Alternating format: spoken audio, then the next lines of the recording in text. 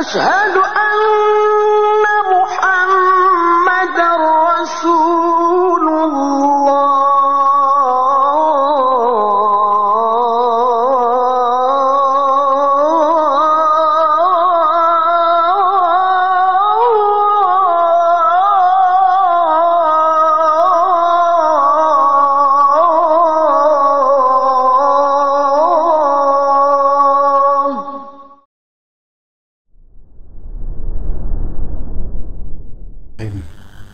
Assalamualaikum warahmatullahi wabarakatuh.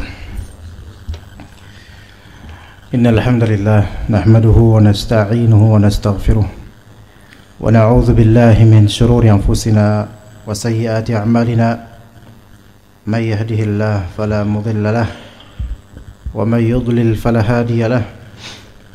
Asyhadu an la ilaha illallah wahdahu la syarika lahu wa asyhadu anna Muhammadan abduhu wa rasuluhu la nabiyya ba'dah. Ya ayyuhalladzina amanu taqullaha haqqa tuqatih wa la tamutunna illa wa antum muslimun.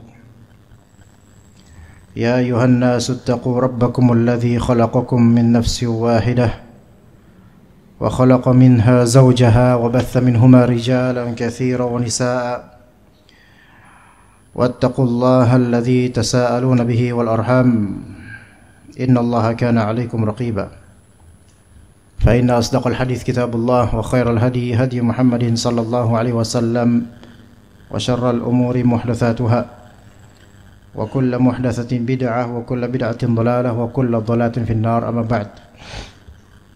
Para jemaah sekalian rahimani rahimakumullah, kita lanjutkan kajian kitab Sunan Abi Daud di bab nomor 132, babun fir rajuli yuslim fayu'mar bil ghusl.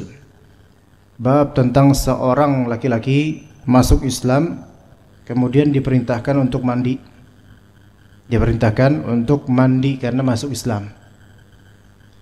Di hadis 355 Al-Imam Abu Dawud As-Sijistani rahimahullah berkata, haddatsana Muhammad bin Katsir al-Abdi أخبرنا سفيان حدثنا الأغر عن خليفة بن حسين عن جده قيس بن عاصم قال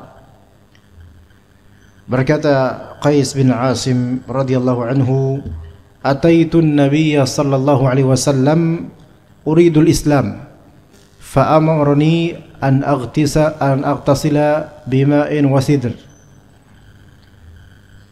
Saya mendatangi Nabi sallallahu alaihi wasallam, menemui Nabi sallallahu alaihi wasallam untuk masuk Islam. Maka beliau memerintahkanku untuk mandi dengan air dan daun bidara. Sidr ini daun bidara, campuran air dengan adanya daun bidara. Dan di sini jemaah sekalian rahimakumullah, uridul Islam maksudnya adalah seseorang mau masuk Islam di sini, maksudnya kata para ulama, uridu an ujaddidal islama ala yadik. Saya ingin memperbarui keislaman saya melalui tanganmu wahai Nabi Muhammad SAW. Fa innal kafira la yuakharu islamuhu ila an yaghtasil. Karena orang kafir tidak diakhirkan keislamannya sampai dia mandi. Enggak begitu. Maksudnya begini jemaah, kalau antum melihat seseorang masuk Islam melalui tangan ustadz di masjid, ya, melalui tangan ustadz di masjid masuk Islam, kalau dia sudah membaca 2 kalimat syahadat sebelumnya, maka dia sudah Islam sebelumnya. Ya, karena misal di Masjid Al-Falah nih, ada seseorang ingin mempatenkan keislamannya, mensohorkan keislamannya, masuk Islam, dan dia perlu ustadz untuk membimbing syahadat dan hal lainnya dari nasihat. Dan dia sudah tertarik masuk Islam sejak lama. Akhirnya dia mengucapkan kalimat syahadat mungkin di rumahnya atau di kantornya atau di tempat temannya dan seterusnya. maka dia sudah masuk Islam sejak mengucapkan dua kalimat syahadat tersebut. Hanya saja belum ada yang membimbingnya kemudian ke hal-hal lain seperti sholat dan lainnya. Maka dia ingin mengucapkan dua kalimat syahadat disaksikan oleh kaum muslimin dan melalui tangan ustaz, da'i dan semisalnya dari tokoh agama. Apakah dianggap dia baru masuk Islam ketika di masjid atau sejak di tempat temannya? Yang saya adalah dia sudah masuk Islam sebelumnya. Dari segi masuk Islamnya, yang sekiranya dia misalnya sebelum ke Masjid Al-Falah sudah dijadwalkan untuk mengucapkan dua kalimat syahadat di Masjid Al-Falah, di perjalanan qadarullah wafat, maka dia wafat dalam keadaan Islam. Secara syar'i wafat dalam keadaan Islam karena apa? Karena telah mengucapkan dua kalimat syahadat sebelumnya di tempat temannya. Begitu. Maka apa yang biasanya terjadi, misalnya converting to Islam di tangan seorang dai atau ustaz, itu biasanya al-akh tersebut itu telah masuk Islam sebelumnya, yaitu telah mengucapkan dua kalimat syahadat sebelumnya, namun masih mu'allaf, sangat jahil tentang Islam, belum bisa melakukan apa-apa karena tidak ada yang mengarahkan atau membimbing.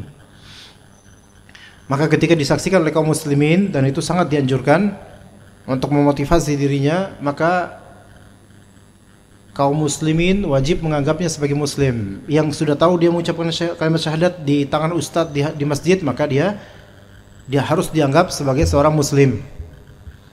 Ya, suatu ketika Anda mengajar di sebuah perusahaan, masjid perusahaan di PLN di Jakarta Utara, dan di sore hari di sesi kajian ada kemudian minta dibimbing untuk mengucapkan dua kalimat syahadat. Kemudian kita talqin dua kalimat syahadat dan dia mengikuti sampai selesai dengan terjemahannya pula. Kalau misalnya sebelum datang ke majlis tersebut, sebelumnya dia telah mengucapkan dua kalimat syahadat dengan keyakinan, maka itu telah masuk Islam sebelum ke majlis ta'lim. Sebelum ke majlis ta'lim. Ya. Karena sekarang orang yang kafir haram untuk memasuki masjid kecuali karena darurat. Kalau memang sebelumnya belum pernah masuk Islam, belum pernah membaca dua kalimat syahadat, maka bagaimana dia masuk masjid, gitu kan? Sementara dibimbingnya dia oleh ustaz atau imam itu di dalam masjid. Ya, tapi ala kulli hal mungkin ini hajat dan darurat, silahkan. Taib. Kemudian saya lanjutkan tadi cerita tadi. Asal agama dia adalah Nasrani. Kemudian masuk Islam, alhamdulillah. Maka di situ ya pembimbing, yaitu dai, ustaz atau yang mentalkin dua kalimat syahadat harus memberikan wasiat atau nasihat dan arahan apa yang harus dia lakukan, salat dan seterusnya, dan benahi akidah daripada akidah sebelumnya yang rusak, akidah kufur sebelumnya. Maka ketika itu saya tanya ke ibu-ibu itu, seorang perempuan, sekarang siapakah yang menciptakan langit dan bumi? Anda tanya gitu sebagai ujian, tes. Maka dia jawab, Yesus. Masih menjawab itu. Artinya masih betul-betul awam, sangat awam. Taib, apakah kemudian kita kafirkan? Enggak, kita berikan pengetahuan. Nah, yang menciptakan langit dan bumi adalah Allah Subhanahu wa taala. Ya kalau kita kafir baru mengucapkan kalimat syahadat, Anda tanya siapa yang menciptakan langit dan bumi? Yesus kerja. Wah, Anda kafir lagi berarti. Enggak gitu dong. Karena jahil. Ya, karena kalau dikafirin lagi berarti ente syahadat lagi. Syahadat lagi, ntar saya tanya lagi tentang masalah akidah, kafir lagi nanti. Ya, jadi enggak bisa seperti itu. Melainkan orang yang baru masuk Islam diberi uzur akan kejahilannya sampai dia paham. Sampai dia paham benar-benar. Sampai dia yakin. Ya. Maka beritahu bahwa saya menciptakan langit dan bumi, yang memberikan rezeki adalah Allah Subhanahu wa taala. Akhirnya dia meyakini itu, alhamdulillah. Ya. Nah, tapi di sini hadis ini sahabat Nabi masuk Islam di tangan Nabi Muhammad SAW, dan masuk Islamnya ini setelah itu diperintahkan oleh Nabi sallallahu alaihi wasallam untuk mandi. Fa amarani ba'da an aslamtu. Maka setelah aku masuk Islam di tangan Nabi sallallahu alaihi wasallam, beliau memerintahkanku untuk an aghtasil, untuk mandi. Ya.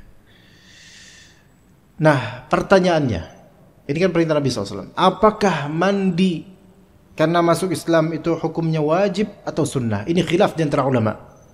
Khilaf di antara ulama. Sebagian ulama mengatakan bahwasanya hukumnya wajib. Sebagian ulama lainnya mengatakan hukumnya tidak wajib. Ya, dan masing-masing punya hujah sendiri. Jadi kalau ditanya nih, apa hukumnya mandi karena masuk Islam?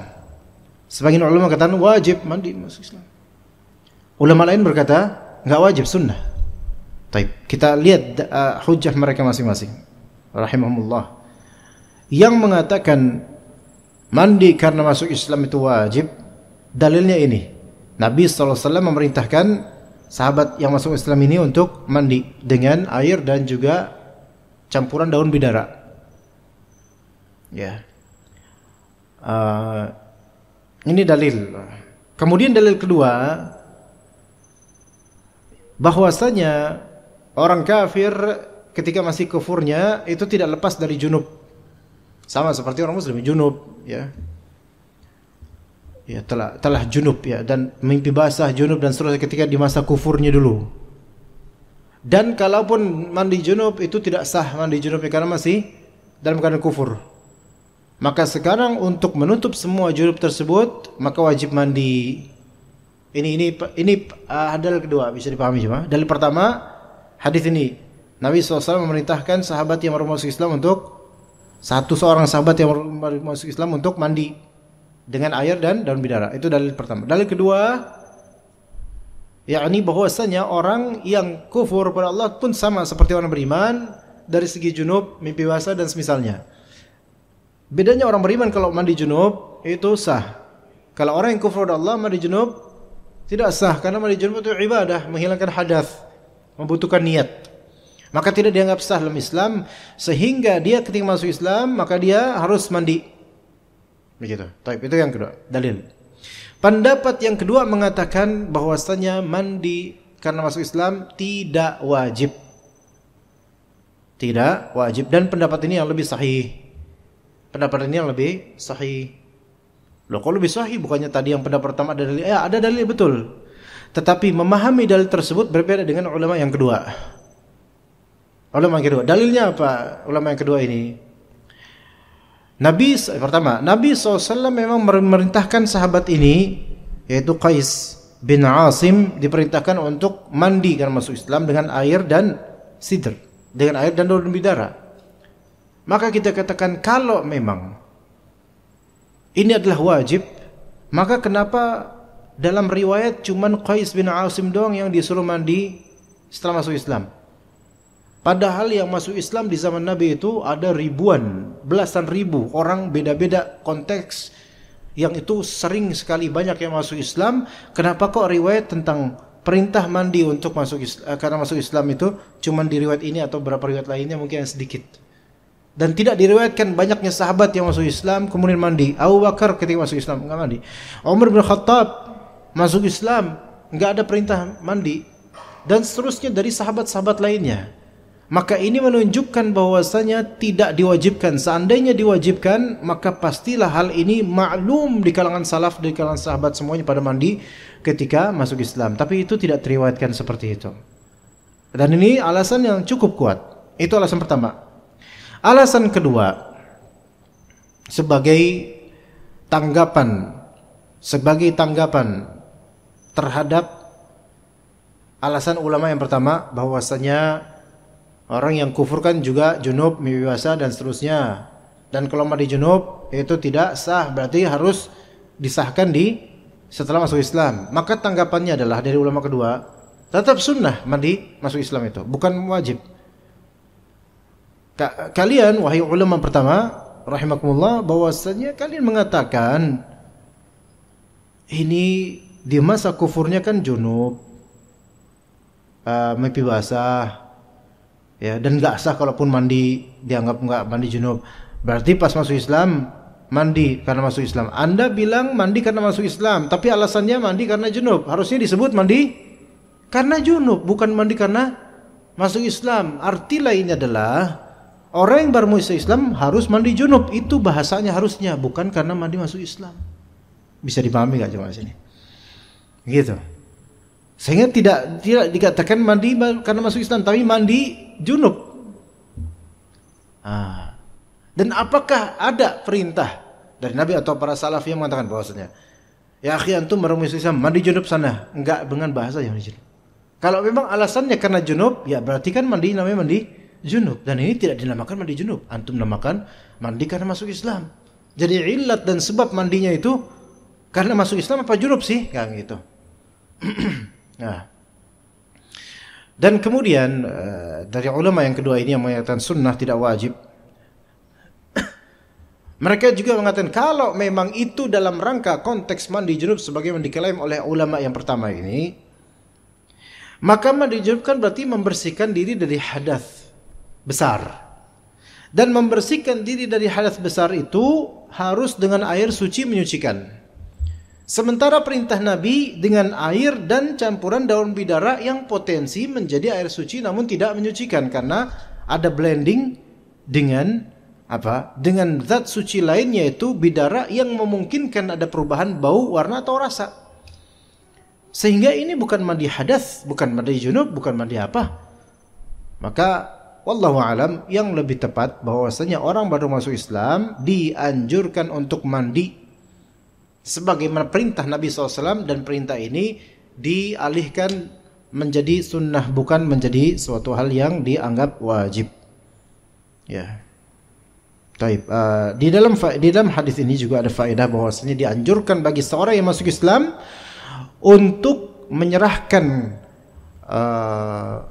akad masuk Islamnya atau pelafal masuk Islamnya, diformalisasikan di pemuka agama, dan untuk sekarang diformalisasikan di kalau masuk Islam masuk kemana Pak? Apa ke KUA atau apa? KUA ya, untuk diberikan sertifikasi pindah agama, sertifikat pindah agama atau semisalnya, untuk keterangan pindah agama, dan bahkan hal itu bisa menjadi wajib hukumnya di negara Indonesia ini, wajib hukumnya, baik secara kependudukan atau secara hukum syar'i wajib. Kenapa wajib? Karena kita di negeri kaum muslimin. Ketika seseorang dia dikenal kafir atau non muslim kemudian masuk Islam dan tidak memberitahu keislamannya, maka ada apa dengan dirinya? Ketakutan. Wong semua Islam kok rata-rata, malah takut jadi orang muslim. Dan juga dalam beberapa konteks birokrasi atau keperluan-keperluan tertentu itu membutuhkan pengetahuan ini KTP-nya agamanya apa. Ya, maka wajib untuk memindahkan atau mengganti nama agamanya di KTP-nya. Ya begitu. Ya Pak RT misalnya, harap warga mengumpulkan KTP. Ya, di antara yang perlu diketahui Pak RT apa? Ya agama masing-masing warga. Supaya treatment dan perlakuan itu bisa dikondisikan. Ya, bisa dikondisikan. Baik. Kemudian di antara faedah di sini adanya ketentuan, yaitu air sidr, air yang dicampur dengan bidara. Dan pohon bidara kan ada sendiri, daun bidara ada sendiri, maksudnya daun bidaranya.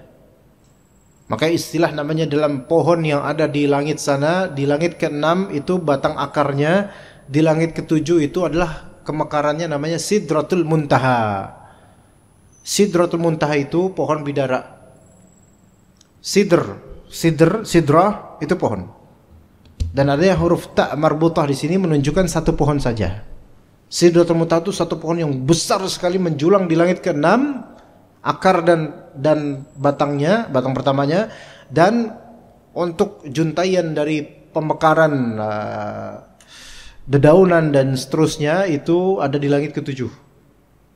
Ya. Tentu tidak sama dengan pohon yang antum lihat di Dragon Ball, Pak. Itu khayalan saja. Tapi kalau misalnya di langit sana itu tentu jauh lebih besar. Nggak ada apa-apanya lah kartun mah ya. Maka Sidratul Muntaha itu adalah sidrah bidara. Ya.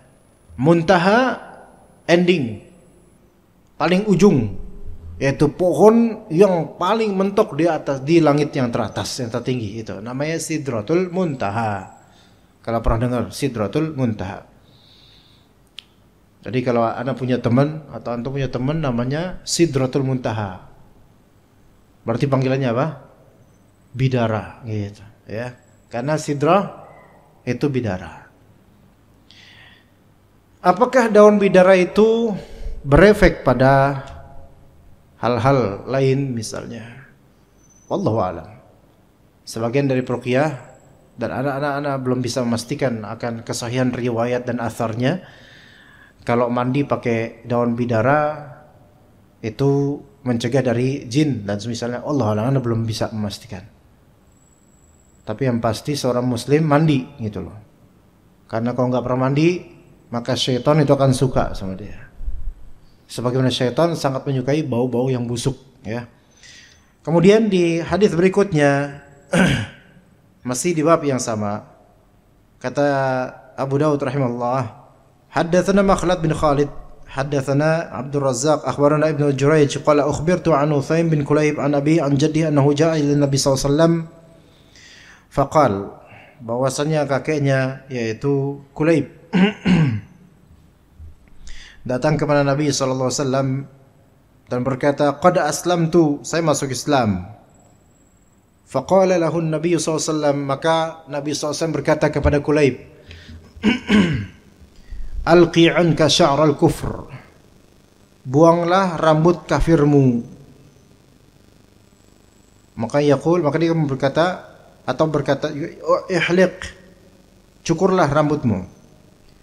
Wa akhbarani akhar anna Nabi sallallahu alaihi wasallam qala li akhar ma'ah alqi anka sya'ral kufri wakhtatin. Dan perawi lain telah mengabarkan kepadaku bahwasanya Nabi SAW bersabda kepada orang lain yang bersamanya, cukurlah rambut kafirmu dan khitanlah, yaitu sunatan. Khitanlah yaitu diperintahkan untuk sunatan. Ini hadis hasan. Hadis yang bisa diterima insyaallah. Jadi ini Kulayb. Taib. Dikatakan di sini, kata Nabi SAW, alqi anka sya'ral kufr. Perintah dari Nabi SAW untuk cukur bagi orang yang baru masuk Islam. Dan ini suatu anjuran, tidak sampai derajat wajib. Dan mencukurnya, memotongnya itu baik dengan telah halq atau qas. Halq itu gimana? Ngerok, dikerok sampai habis, ya. Atau bisa dicukur, atau qas dicukur dengan. Jadi halq itu bisa cukur, bisa juga dikerok. Kalau qas dengan miqas, itu dengan gunting, ya. Dan yang paling afdal adalah al-halq, yaitu dipangkas habis sampai gundul gitu. Dan ini hadis ini hasan, dianjurkan. Dan kata para ulama, kama yustahabbu izalatu sya'ri ras, yustahabbu izalatu sya'ri al-'anah wal ibt wa qass asy-syarib wa qass asy-syarib wa taqlim al-adhafir. Sebagaimana dianjurkan menghilangkan rambut kepala, maka dianjurkan pula menghilangkan rambut kemaluan, ketiak, mencukur kumis, dan memotong kuku ketika masuk Islam. Bahkan juga ada anjuran dalam riwayat wa ghuslu thiyabil kufr, mencuci pakaian-pakaian yang dulu dipakai di masa kafirnya. Dicuci ulang semuanya. Ini ada anjurannya, tapi ya tidak sampai wajib. Ya, tidak sampai wajib. Dan ini pendapat dalam beberapa mazhab dari mazhab-mazhab ulama dan fuqaha. Kemudian juga ada kata Nabi SAW, wakhtatin, dan ikhtitanlah, khitan yaitu sunatan. Ya, sunatan kalau misalnya muallaf ini baru belum pernah disunat. Sunat ya, itu untuk laki-laki, pendapat yang lebih sahih untuk laki-laki hukumnya wajib. Untuk perempuan hukumnya sunnah. Sehingga kalau ada muallaf laki-laki dan belum dikhitan, belum disunat, maka wajib sunatan. Walaupun dia usia berapa puluh tahun. Nabi Ibrahim alaihissalam disunat di usia 80 tahun. Adapun perempuan masuk Islam, maka dianjurkan untuk sunatan. Tapi tidak sampai derajat wajib. Ya. Wallahu a'lam. Yang perempuan sunnah. Kemudian yang berikutnya, bab berikutnya, babul mar'ati taghsilu thawbaha alladhi talbasuhu fi haydhiha. Bab tentang perempuan, wanita mencuci kain yang ia kenakan saat haid. Haddatsana Ahmad bin Ibrahim, haddatsana Abdus Samad bin Abdul Warith, haddatsana Abi, haddatsatni Ummul Hasan yakni jaddah Abi Bakar Al-Adawi an Mu'adzah. Mu'adzah berkata, saya telah atau sa'altu Aisyah radhiyallahu anha 'anil haidhi yusibu thawbaha dam. Mu'adzah berkata, saya pernah bertanya kepada Aisyah radhiyallahu anha perihal wanita yang pakaiannya terkena darah haid. Maka berkata Aisyah radhiyallahu anha, qalat taghsiluhu fa illam yadhhab atharuhu faltughayyirhu bi syai'in min sufrah. Kalau misalnya pakaianmu terkena darah haid yang memang sangat pekat warnanya, apalagi pakaian putih, sangat kelihatan itu bekas darahnya, maka hendaklah cuci langsung pakaian atau bekas tersebut. Yang terkena dengan pakaian, bagian yang terkena itu langsung cuci. Namun fa illam yadhhab atharuhu, kalau misalnya bekas darah itu tidak mau hilang, fal tughayyirhu bi syai'in min sufrah, hendaklah dia mengubahnya dengan warna kuning. Dengan warna kuning, karena darahnya kan pekat menuju merah kehitaman dan semisal itu, maka diganti ditambahin warna kuning, mungkin kuning dari za'faron atau dari apa, atau dari kunyit atau dari apa, di zaman dahulu pewarnaan seperti itu, maka diubahlah warnanya supaya tidak terlihat seperti darah haid lagi. Maka kemudian Aisyah menceritakan, walaqad kuntu ahidu 'inda Rasulillah SAW 3 hiyadin jami'an la aghsilu li thawba. Sungguh aku pernah haid 3 kali bersama Rasulullah SAW dan aku tidak mencuci satu kain pakaian pun kepunyaanku, yaitu tidak mencuci seluruhnya, melainkan bagian yang kalau ada yang kena ya dicuci, kalau nggak ada yang kena nggak dicuci lagi, gitu ya. Faedah dari hadis ini, dari kias, ada kiasan. Ketika suatu pakaian atau tempat, karpet, spray, kasur terkena dengan benda najis yang sifatnya sangat membekas karena pekat warnanya, tapi najis, ya. Nah, udah dicuci, tapi tetap efek dan bekas warna itu masih ada. Maka dianjurkan untuk mengubah warnanya dengan suatu warna apa gitu. Dengan apa gitu, warna apa gitu yang bisa dia ubah. Ya. Seperti itu, ya. Misal. Afwan aja, ini jorok ya. Misalnya celana dalam mungkin berwarna abu-abu atau putih. Mohon maaf, ini misalnya ada seseorang, ya mohon maaf, keluar tinjaknya mungkin tanpa sengaja dan mungkin lagi sakit atau mencret dan semisalnya, maka terkenalah celana dalamnya itu. Celana dalamnya ini akhirnya apa bahasanya ya? Nyiplak, ya seperti itu. Udah dicuci, tapi masih kelihatan, maaf nih, warnanya warna bekas dari tinja. Maka yang afdal baginya kalau emang nggak bisa hilang-hilang, gimana caranya untuk mengubah warna tersebut supaya tidak terkesan memang itu masih ada najisnya gitu loh. Ya, ubah dengan warna lain. Seperti itu kiasannya. Apalagi kalau pakaiannya pakaian zahir, kalau celana dalam kan pakaian dalam. Kalau pakaian zahir maka harus lebih diubah lagi supaya tidak menimbulkan kecurigaan orang atau was-was pribadi, ini masih najis atau enggak. Begitu. Ini masih najis atau enggak. Ya. Begitu ya, ikhwan. Kemudian berikutnya hadis masih di bab yang sama dengan sanad haddatsana Muhammad bin Katsir Al-Abadi sampai seterusnya dari Mujahid, beliau berkata, Aisyah radhiyallahu anha berkata, "Ma kana li ihdana illa thawbun wahidun tahidu fihi fa in asabahu syai'un min ad-dam ballathu biriqiha thumma qasa'athu biriqiha." Ini pelajaran bagus banget sebenarnya ini. Kata Aisyah radhiyallahu anha, tiadalah seseorang di antara kami para istri Nabi kecuali hanya mempunyai satu helai kain yang dipakai waktu haid. Maksudnya kalau misalnya lagi haid, durasi berapapun hari, pakai kainnya ya itu aja. Enggak diubah-ubah. Ya pakai itu aja kainnya. Ya cuma pakai itu, enggak ganti-ganti. Nah, terus gimana kalau misalnya terkena dengan darah haid? Gimana? Maka jika kain itu asabahu syai'un min dam ballathu biriqiha. Kalau kain itu terkena sedikit darah, syai' min dam berarti sedikit darah. Ya. Mungkin pembalutnya kalau di zaman sekarang mungkin pembalutnya agak sedikit rembes bocor atau gimana. Maka dibasahi ballathu biriqiha, dibasahi dengan apa? Dengan ludah.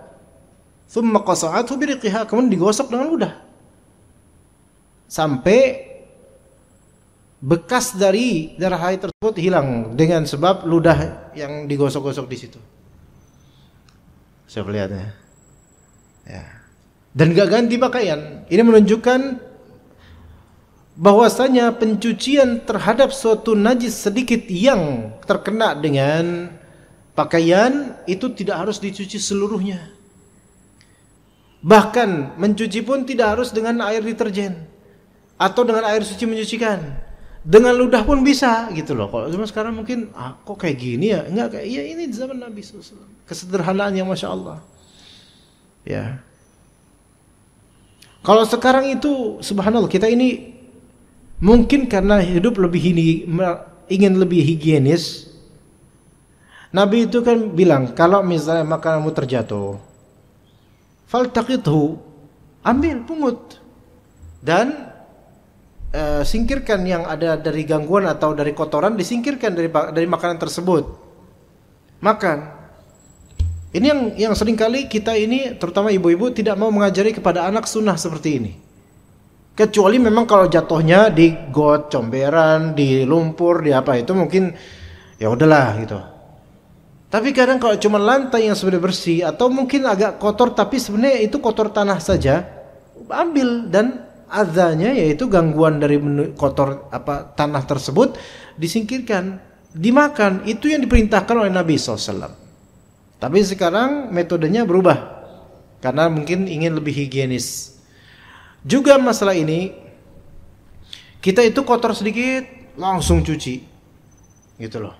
Ya memang jangan hidup ngegembel banget, bukan begitu maksudnya. Tetapi artinya kita tuh jangan karena mentang-mentang memang punya mesin cuci sih memang. Ya jangan apa-apa ganti dikit-dikit dicuci, baru dipakai sekali cuci. Nah, karena mentang-mentang punya apa? Mesin cuci. Coba kalau sekarang perempuan sekarang kayak perempuan zaman dulu, nyucinya masih pakai jongkok kemudian grok. Itu suami keringetan dikit mungkin ngomel lagi, cepet banget keringetan bang. Ya, capek tahu nyuci, gitu. Tapi karena sekarang punya mesin cuci lebih mudah jadinya, sehingga apa-apa dianggap kotor, mudah langsung cuci, pakai sekali sholat cuci. Ini tidak baik. Ya tidak harus juga setiap ada yang kotor langsung pakai ludah diginiin. Ya nggak harus gitu juga, cuman kalau dilakukan seperti itu, ketahuilah dulu istri-istri Nabi seperti itu. Ini istri loh, perempuan loh, ya seperti itu. Dan hadis 359 itu ini terakhir bang. Sampai hadis berapa? 62. Taib, sepertinya kita cukup sampai jam 1 ya. Karena mungkin rekan-rekan mau kerja, insyaallah kita hanya sampai hadis 358. Kita ketemu lagi nanti insyaallah di pekan kedua hari Selasa باذنillah taala. Barakallahu fikum jami'an wa sallallahu ala nabiyyina Muhammad wa ala alihi wa sahbihi ajma'in. Subhanakallahumma bihamdika asyhadu an la ilaha illa anta astaghfiruka wa atubu ilaik. Assalamualaikum warahmatullahi wabarakatuh.